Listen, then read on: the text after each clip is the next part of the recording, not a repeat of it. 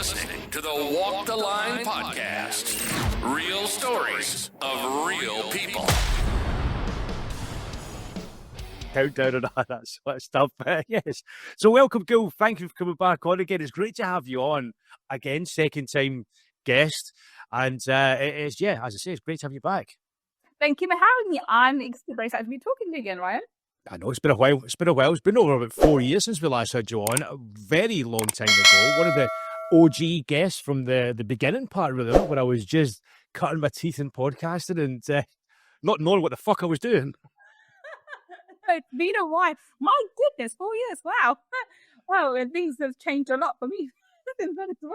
I know, we'll delve into that later on in the thing, but it's good. The one of the main reasons I really wanted to get you back on, because obviously you're the expert in the kind of financial money side of stuff that we were chatting to before. And that is one thing that I think the world needs right now, is someone who knows a lot about this, because I'm not going to be honest, I'm going to be completely honest with you, Gil, the world is on fire right now, let's be honest. And it's all kinds of crazy. I mean, how you been finding it recently? I mean, you've been talking to people out and about and having conversations. What have you been hearing? So if you know anything about me, I don't let the external world influence my inner world. I always say this: live from the inside out, not from the outside in. So I don't really care about what people say. I know there are certain things that I need to be aware of, and you need to navigate certain streams. For example, the stock market took a big hit because of what happened with Trump and stuff. I mean, Trump has impacted me in more than one way, so we'll talk about that in a bit. But for the time being, the major one has been the impact of these tariffs on the stock market. Being very rocky, has plummeted. The sky high rising, gold prices and all sorts of stuff that's been happening. Now, you can either let fear mongering, scare you and think, oh my God, what do I do? What do I do? Or you take a step back and take a deep breath and think, okay, how do I navigate through these troubles and waters? That's all it is. It's just a phase we have to go through. So I don't let things bother me as such, but I do. It's not like I'm not blind to it. I'm not deaf to it. You need to sort of take a step back and take an assessment of where you are, mitigate your risks as much as possible, and then ride the wave. So for example, when it comes to, for example, let's do the S&P 500. I'm not primarily just invested in S&P 500, but I do have a significant amount invested in S&P 500. So how do I navigate that? I bought the dip. So, it's down. Oh, it's a discount. Okay, fine. So I generally do ETS. So I bought more ETS from there, so I thought, okay, let me buy some more, let me invest some more. When it comes to how it's impacted me other ways, is because a lot of people are fearful. So since we've spoken 4 years ago, I've now moved into the industry as well, which is steel manufacturing. And now my company is subcontractors. So we make subcomponents of these, anything from coffee machines to exercise machines to these humongous radiators, industrial size radiators. So for that matter, now I think 50% of our products end up being exported. Well, the products which we make components for end up going to places like US. Of course, we make components for Carmen, which is like Morgan and a few other automobiles as well. But primarily, a lot of the products we end up making components for do export to US. And because of the turmoil of this Trump, war on tariffs and God knows what he's doing, has resulted in putting, orders on hold. Because the orders are on hold, we've got to navigate those waters as well. So yeah. I'm not oblivious to the storms. I'm just not letting it rock my inner world. I'm just taking the chin, thinking, okay, fine. We are having to navigate, especially when it comes to, orders are on hold or reduction orders, which has been significant. So let me just give you an example. Our April orders has come to the end of the month. Our April orders compared to last year we're down by 40%. 40% less order this month compared to exact this time last year. Jesus. And so that's a significant amount. Orders which we had, the people have, clients have pushed forward to June, forget May, to June and July onwards. And some of them have been, indefinitely put on hold, we'll come back to you and so forth. So we've had a certain amount of issues to deal with. Has that scared me? No. Has it got me concerned and I have done on a day-to-day cash flow purposes for my company? Absolutely. Am I trying to figure things out? Absolutely. Is my management accountant going crazy, pulling his hair out? Absolutely. When I smile, he thinks I'm crazy. But the point I'm making is I'm not oblivious to the storms, but I'm still very calm and laughing about it because I have the confidence to know that I can navigate these waters. So I'm confident in my ability to do what needs to be done compared to me thinking, oh my God, the world's going to parts and the economy's falling and we're all going to collapse. No. So you have to be, I don't know if I've given this example before, but I heard an example a very long time ago and it stuck with me. When you see a bird sitting on a branch, is the bird confident in the branch's ability to keep it upright or in the ability in its wing to, if the branch falls, it'll fly? That's the kind of mentality that you have to live with. You need to be that bird sitting on the branch thinking, I'm going to fly. If this branch fails, I'll fly. I'll go to another branch. You can't let that branch or the weakness or the strength lack thereof dictate how you're going to behave and how you're going to sit there nervously. Does that make sense? I love that analogy. I would have used that. I'm nicking that, But I completely understand where you're coming from, as well. When it comes to like, certain things like that, you're going to have to either ride the wave, It's the only thing you can do and find the best course of action going forwards. So, I mean, you mentioned you were into the steel factory that you've just recently had. The recent government takeover of the steel factory just up north. Did that have any sort of effect with you, like in your industry at all? Well, because we don't actually deal with steel in terms of import of steel itself. We just buy the steel. So right, okay. Not necessarily. If anything, that would help us because it'll mean that we're going to have access to steel all right. I think that's the purpose behind this sort of the steel fiasco. Though we want to nationalize the steel so that to protect the steel industry in UK. There's arguments for and against that. I'm not going to go into that now. But from where I am, as long as there's a stable supply of good quality steel, I'm good with that. So I'm okay. Because the thing is, because of this war with Ukraine and Russia, we are not able to get steel from Russia either, even though the quality of Russian steel is very, very good, but we can't get it from there anymore. And we're not allowed to. We officially to sign a lot of these documents saying we don't get any steel. We're not importing any steel from Russia. Most of ours comes from UK based or from Europe, sometimes Germany, but most of it's from UK anyway. So in that regard, not so much. I think there tends to be more hype and a lot of negativity around certain things that doesn't need to be. Whereas other times when we need to make issues, we don't. I think the public is it's the media where it focuses energy where it doesn't need to, and it's just this false flags. And then it takes attention away from the actual true issues that we have, which is, the way that the amount that the government is pushing down a SME like myself, because I'm not a large manufacturer, we're a multiple seven-figure company, but in essence, we're still an SME. We're not, £100 million corporation or such.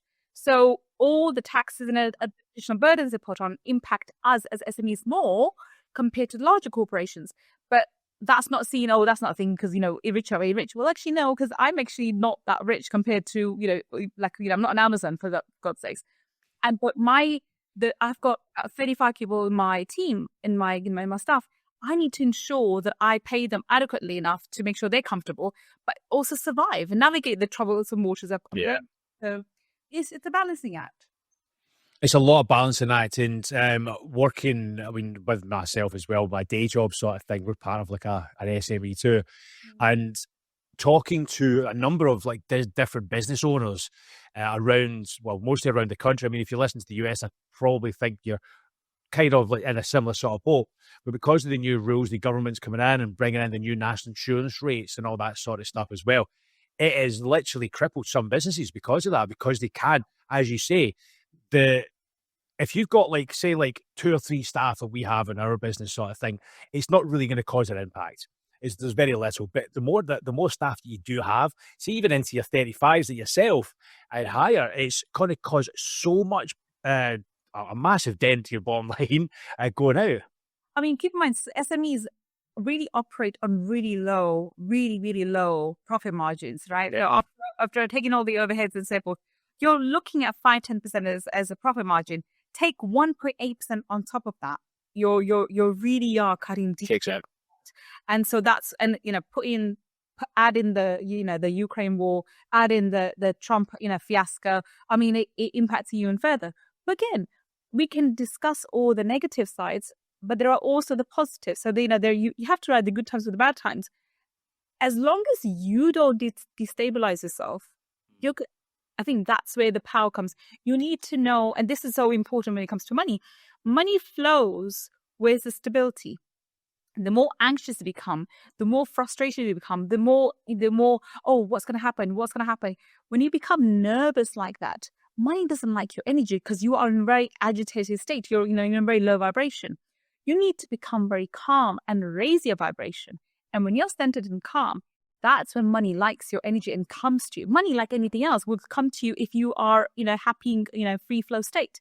The more agitated, the more annoyed, the more frustrated, the more scared you are, the lower the vibration, the more you repel money. And this will happen regardless of the state of the economy. There are people who do exceptionally well in times like this, times like recession, and there are people who do exceptionally badly, even in good times. Yeah. To the individuals, how you respond to the external world and how you let that external world impact your inner world. And all sorts of things can go on. It's not just finances. It could be your relationships. It could be things. Another example. So last year wasn't as bad economically. If anything, we were actually coming out, and and good things are happening. I had a horrible personal emotional state that I went through. I'm not going to show you what happened, but it put me in probably the worst. So last year was probably the worst year of my life. Right. Like, most horrible thing ever, more than anything else that happened. But I've held on to faith. I haven't come out of it yet. I'm still going through it. But I've got used to dealing with it now. So I'm not, it was at the point where I would just think about it and start crying. I was literally crying 24/7. I got to the point where I'm now, okay, I can finally laugh about it. And okay, you know what? This too shall pass. This too shall pass. And my faith is there. So my faith was there last year.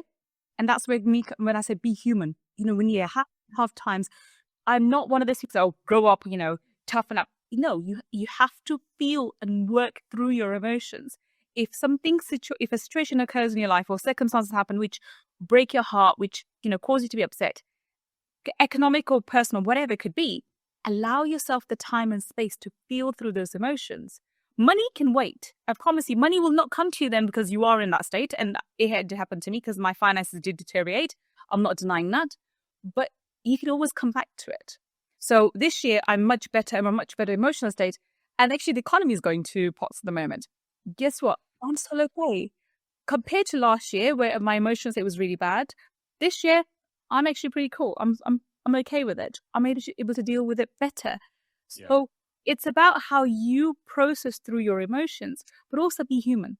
Give yourself the space and time to feel through it. So if you're upset about something, or you've lost a contract, something awful's happened in your work life or your business or so forth. If you're upset, allow yourself the time and space to process through those emotions, the anger, the frustration, the sadness, but don't stay in there. That's the point. And the one mantra, which I never teach something that I don't work on myself. This too shall pass. This mantra has helped me so much over the last year. This too shall pass. For those of you listening who are going through these troublesome waters at the moment and the economy you think is falling apart, know this. This too shall pass. It's a good way. It's a mindset thing, isn't it? It's a mindset thing massively. And it's more about, you mentioned about obviously dealing with it and coping with it and all that sort of stuff. I don't think you learn how to, you never get over stuff like that and any sort of kind of stuff that you go through in your life, whatever happens, you just learn to cope with it. I think that's the main thing. It could be anything. And once that, and it doesn't happen like overnight, you don't even realize it happening. It's just there. You forget about it and you go, oh, I'm okay now. Okay. When did this happen? And you don't realize it. It's there, but you don't know when it happened. It's like it could have happened 4 or 5 months ago, but you just go with the flow. And it's a mindset thing massively. I mean, I've been through with some of the sort of thing to yourself. It's all about was it that manifestation, all that sort of stuff. I'm a big fan of that. I'm a big fan of manifestation. And he goes, if you want something to happen, you make it happen. You think about it, you voice it, be open about it, tell everyone about it. Don't be scared to voice it, and it will happen. And I'm a huge fan of that. And it's probably pretty similar to what you were kind of in the same sort of remit, what you were talking about just a minute ago. Yeah. I think I'm going to add something to it, and I absolutely agree with you. It does. But divine right timing is very important. So the timing when it will happen is not up to you. It's not up to me. It's up to, you can say universe. Like to call it God. I think it's up to God. So you have to have that faith that, and I go back to one of my other mantras, everything happens for you, not to you. It's either builds you in character. And if I can say this, even this moment right now, from what happened last year, that's saying something. That even that's horrific thing that happened, for me, I still believe there's goodness in it. I cannot see it, and I'm not sure I can see it for the next couple of years, but I'm 100% certain few years down the line, I will be able to look back and see, okay, that was the reason behind it. Because God, universe, never does anything to you. It's always for you. And the goodness in it, you cannot see at the time because you're going through the process. You have to trust the process. When you come out the other end, 5 years, maybe 10 years down the line, but you'll be able to see why those incidents occurred. And the worse the situation, the greater the reward, the greater the transformation, and the greater the rise from the ashes. It's a good way. Rise from the ashes. I love that. I always like that saying. It's so dramatic, isn't it? The phoenix will rise again. But it's true. Absolutely. It's true. And it's if a lot of people out there are like that. They do get, especially when it comes to finances, they do get bogged down because it kind of runs the world at the end of the day. Let's not kind of sugarcoat it. It does. And for a lot of people, it's everything. Absolutely. And so, and a lot of people, I mean, I've chatted to a lot of friends and a lot of colleagues, people that I've just met, sort of thing, all the same, constantly talking about it, all they can think about is that. And it is hard to get out of that and try and keep a positive sort of mindset and try to keep a positive attitude on life, especially when the whole world is going to shit and you're part of it. What would you mentioned as well, you're coping, what advice would you give to them to say, like, try to keep themselves in? What would you say to them if they were in front of you now? So the very first thing I say to the people is know your numbers. Don't stress first, okay? Know what you're playing with. See what your numbers are. So I'm a very practical girl. So I'm very, very spiritually enlightened and spiritually invested, I would say. That's probably the right word. Yeah, do it. But I'm also a very, very practical girl. I don't believe sitting in a room chanting affirmations all day and expecting the, that doesn't happen, by the way, But what you do is you become very practical. So first of all, you need to believe that you are the master of your your destiny.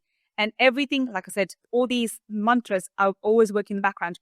Everything's happening for me. So if I become uncomfortable, there's a reason for it. Maybe it's time for me to move out of where I am. Because a lot of people get comfortable being uncomfortable. Okay. So these things sometimes come to push you out of your comfort zone because you're not going to move out there while you're comfortable. So you have to move out from there. Maybe there's a better destiny out there. Maybe there's a bigger purpose for your life. So for these people, before they start stressing about everything else falling apart, start looking in life. Okay, what's your outgoing? What's your incoming? What do you have a savings in terms of saving put away? Okay, be very practical. You may have, the picture may be very dire. You may be in a really bad situation. Doesn't matter. Don't judge yourself. That's where you are right now. So become aware of your situation. Next step is, okay, so where do you want to be? That's where manifestation comes in. So this is where I am. This is where I want to be. Okay. So the next step after that is, okay, start living from that point of view, emotionally, mentally. And that's where, there's a number of techniques. Visualization, emotionalization, there's NLP, and energy clearing, by the way, is the best way that I find to work, and it still works for me. And I plug in there a little bit. If you want to do energy clearings, you can come into my school community. I do it for free. No charges. This is just because I'm working on my other businesses. So this is something I do because I love it so much. Okay. But you can do energy clearings. You can do NLP. There's a whole array of things you can do, right? We can follow Bob Proctor, Tony Robbins, whatever. There's a whole material, free material out there as well, especially because the awareness is lots of stuff on YouTube as well. So you have you know where you are. Then you figure out where you want to go, and then you start visualizing and believing that you can be in that new place. So it may mean that you're currently making, for example, let's take an average wage, 35,000 a month. Okay, sorry, 35,000 a year annual salary. I'm going by salary at the moment. I talk about larger numbers. when it comes to people in my personal groups. But let's go by the average earning, because most is between 30 45,000. So if that's someone's income at the moment, and they realize that outgoing annually is around about the 40-50K, that should be a point for you to stress about. Okay, what do I do now? Okay, before you think, okay, what do I do? How to make this money? What do I do?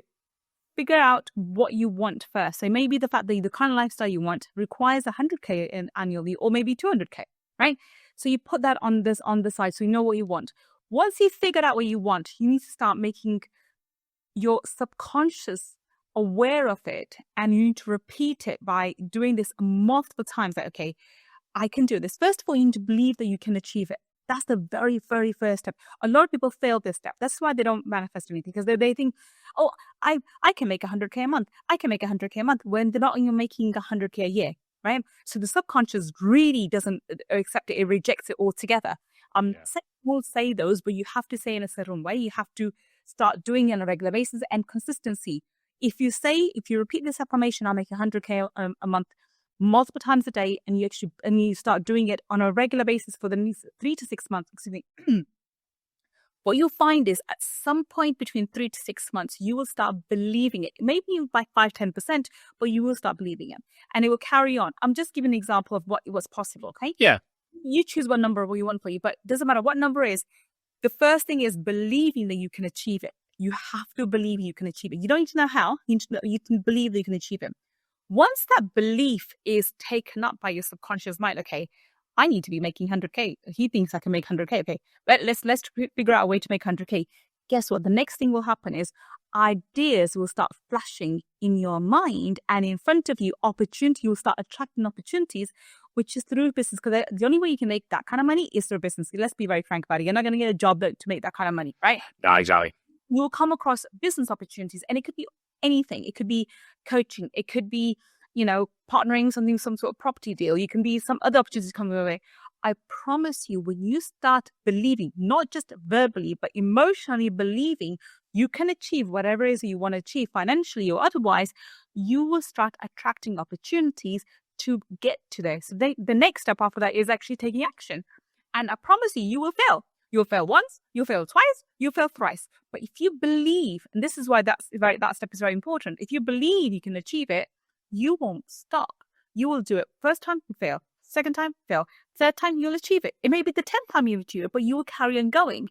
But you'll find that 35K has now turned into maybe 100K a year through the additional income. And that will very quickly, within the next 3 to 5 years, get to the 100K a month. So do you see what I'm saying? It's not about gradual process. It's a process, and you have to believe it. Now, this is something the gurus don't tell you. They think you can become a millionaire overnight. Yes, it can. But you have to believe in it. I really do believe, you can literally, you can have an idea, strap gold, whatever. Or if you are so lucky that you believe in it overnight, you can attract the lottery numbers. That's how lottery numbers work. Love that. The problem is, most people, and I would say 99.9% of the people, are unable to believe that kind of thing. It's very superficial. Yeah, I believe I can make 100 million. Yeah, I believe I can be a billionaire. It's very superficial. When you start believing that you can achieve X, Y, and Z, your behavior, your actions will reflect that. Doesn't mean that you will have it in the environment, but your behavior, your mental attitude, your actions will reflect that. And therefore, you will behave differently. You will take different actions. You will attract different friends. You will attract different opportunities, and you will hold your energy differently. Person making 100 million holds his energy very differently compared to a guy who's making 100,000. And I've just given 2 examples. People think I'm making 100,000 is someone who's well-to-do, and yes, they are. But somebody who makes 100 million has a very different energy. Forget the jewelry. Forget the. I think most people make 100 million. As far as by the time I get there, I'll probably be very in plain dress, because I'm not really concerned about material goods anymore. Yeah. It's all about the energy, the kind of energy you hold, and this is the point. Now, I'm going to add something to this. If you have a desire in your heart, not everybody would have the desire to make 100 million, by the way, right? Right. You've been given a desire by universe or God, whichever one, whichever entity you want to believe in. You have the capacity to achieve it. I really don't believe universe or God will give you a desire in your heart if you don't have the capacity to achieve it. But in order for you to achieve it, there's a transformation that has to happen in your character, and you have to contribute to the world.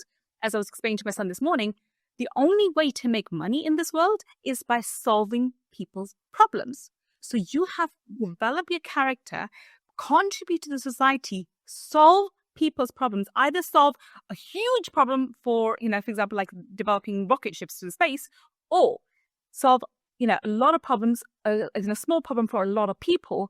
That's the only way that you can make money. But in that process, you will change your character, you will develop your character, and what universe God is after is your development and the contribution that you're going to make to the society. And that's why you are given that desire. Wow, it does. Yeah, it's a lot of information that you've just kind of shared with us there. It's a lot of powerful stuff. I'm not going to lie to you, Go. That's a lot of stuff that I'm going to take on board myself. But you're completely right. I do get about obviously the kind of mindset and making different sort of ways of living and different ways of acting and being around and solving problems. I think that's what the main reason is right now, is because a lot of people want to be rich and make money and spend money on these expensive gifts and that, but they're not willing to put the work in. They have to really kind of dig down and solve someone's problem. You're not going to be a millionaire to create, if you're very lucky, if you're on YouTube and be a content creator. There's me talking being a podcaster. But you're not going to do much if you're not given a service and you're not going to solve someone's problem. I think that's the best and the most profitable way to be in financially sound, is doing that. And I strongly believe in that. Do you think when it comes to like the reason why people struggle with the mindset with money, because and in different worlds and different things that we do in our life, we find it very easy to be positive about that. We'd be very easy to be, I hope I get an A in my next math test, or I hope I pass my driving test, and manifesting that. Why do you think it's hard for people to feel positive about when it comes to their financial situation? Because before you become positive about your financial situation, you need to develop a relationship that's healthy with money. Every single person has a relationship with money. Now, unfortunately, most people have a negative relationship with money because they've taken on the belief systems that their parents had, who took on the belief system from their parents and so forth, right? So, unfortunately, you've been programmed to have this negative ideas about money, and even negative ideas about desiring or wanting money. We've been fed from a very young age, money is a root of all evil. Off camera, we were talking about how, we in the movies, we're fed these, James Bond villains who are, by the way, there is one person, I'm not going to say online who the person I think it is, but I really think we are living in times of a real live James Bond villain. But well, I won't say his name because honestly, that's another conversation to have. I know, it's fucking Bill Gates. I'll say it. I don't give a shit. Yeah, God, the things he's doing, but honestly, he just needs a cat. I'm not saying He does. He got his Christ. I bet he's got like a whole a pond, a swimming pool in his front room, yeah, with alligators with freaking laser beams stuck to their foreheads. Are they ill-tempered? Of course. But that's the image we have of these ultra-rich people who are out, who are evil, who are psychopaths, and they want to do all these evil things to the world. And that's actually not true. The vast majority of the wealthy people are actually generous and giving and so forth. There are obviously, when we think of rich people, most people think of those ultra millionaires as elitists and so forth, and who don't do anything with the normal people and so forth. But rich people, so-called, I would be classified as now part of the wealthy. And you won't be able to figure that out. Looking at me, I'm very normal. I don't wear any designer labels or anything. I don't even do any jewelry, for God's sakes, right? But if you speak to me, and when even outside of this podcast, I'm very open about how money is amazing and money is my best friend. And I have very positive energy with money. I have very positive ideas about money. I think money can be used to save humanity. Money should be used to save humanity. And it is. And a lot of people who I know want to be wealthy because they want to contribute to the society. They want to educate children. They want to give to people who are less able. They want to develop these hospitals, these care shelters, these, help people from these war-torn zones, from Syria to Gaza to God knows what else, that they want to contribute. And I really feel if I have the ability to attract large sums of money, if I'm able to make so much money, then I have a duty to, because I can be custodian of money, right? Yeah. Once I die, I don't need it. Like my kids don't need so much. Once I die, it's gone, right? Well, also, it's not going to help me in my grave, is it? For God's sakes, right? And I'm very, very aware of that. So as long as you're aware of the fact that why do you want money? If I have, a tenth of the money that I have at the moment, I'll still be comfortable. My needs are very limited. I'm a very basic person when it comes to, actually material things. Don't get me wrong, I enjoy cars. I love cars. That's probably my only desires to, love The cars. base. Yeah, that's my, I won't call it vice because I think cars are nice, but nice. But yeah, it's my one desire, which is cars. Otherwise, I don't have anything at all. But even without my car, I'll be happy. I can walk. I'm happy, right? Yeah. Why do I want money? Why do I want to achieve the kind of level of success I want to? Well, that's probably was the reason why I went into steel manufacturing, because my coaching would only get me so forth. I couldn't imagine myself being next, Tony Robbins. So for that reason, let me go into another area which I know I can earn, a certain amount of money, because I have desire to make that money and I know what I want to do with it. Yes, I want to make my life comfortable. Yes, I want to give it to my kids, and yes, I want to give some to my grandchildren. But I don't need to make the kind of money that I have in my mind to go and make the kind of the ambition that I have, the kind of money I want to be custodian on. I don't need it. My kids won't need it.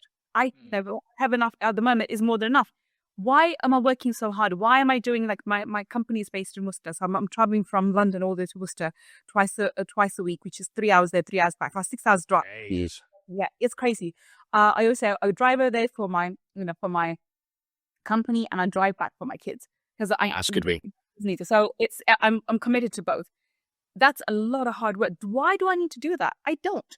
I'm doing it because I know what I have vision for them. I have vision for my life, what I want to achieve, because that money is going to be spent in a certain way. So now, why do I have that vision? Because I have built that relationship with money. I always say you need to become best friends with money. How much money you want to attract is up to you. You could attract, a million or 100 million or even a billion for I care. I don't care how much money you want to make. And neither does the universe. It's up to you to decide what kind of relationship you want with money, and then decide how much money you want to bring in your 3D world. To the universe, it's just a bunch of zeros. Does that make sense? So until you have that relationship sorted, you're always going to be frustrated with money, because you're going to have this love-hate relationship with money. It's like, I don't like comparing it to being a lover, but I would say make it a best friend, not a lover. But if you imagine it, it's like you're having this really passionate relationship with this amazing girl, this amazing guy, but you're constantly at each other's heads. You're either really in love or you hate each other. That's toxic. Hey, that's a relationship people have with money, and you need to get rid of this toxic relationship with money. It's not good for you, and it's not good for money either. And stop blaming money for your problems. It's not her fault. I'm not gonna lie to you, I am so pumped right now. I am literally want to go and make some money now. I want to go and do some stuff. I'm so pumped. I want to put all my ideas down so I can get this ideas that I've got happening. It's great. A lot of Jesus, so much to unpack there. It's amazing, and I love the value you've just added to hopefully the people are listening. And I think it's a great understanding and a great mindset and a great way of thinking. As you said, it's a great way of thinking, sort of thing, about the financial side of things. So, I mean, wow, what kind of show we just had. So, as well, you may have a gazillion ideas about making money. Yeah. I will say, don't spread yourself too thin. So one thing at a time.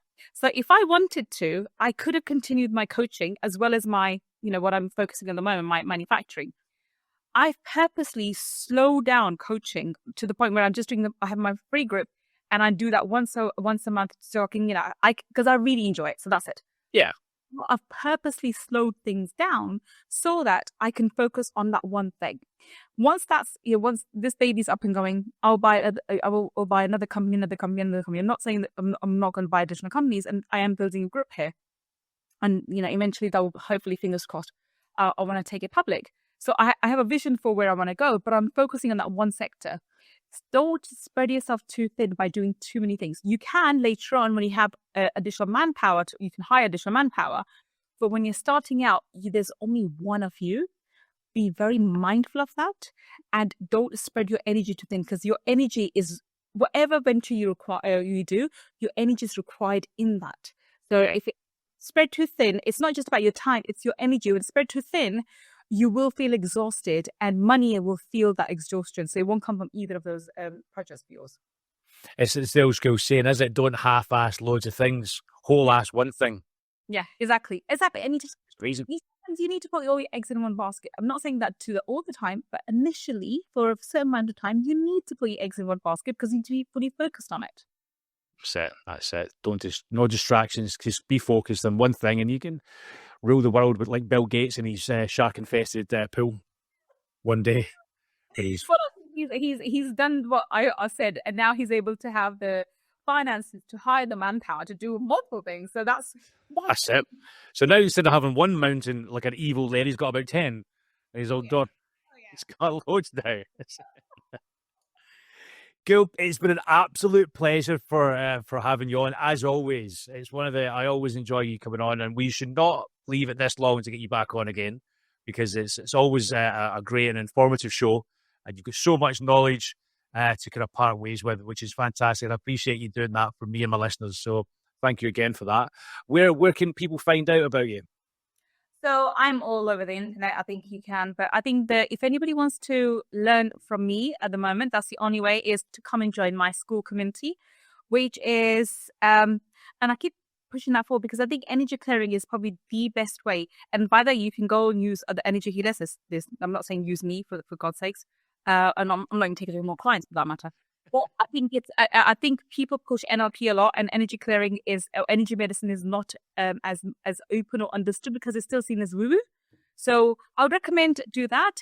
Or you can, if you want to learn more, just go to Amazon and get my book. It's still, haven't read the second one yet. It's still in the first one, which is Laws of Money. But you'll get a lot of understanding about money from those laws, and those laws are applicable across the board.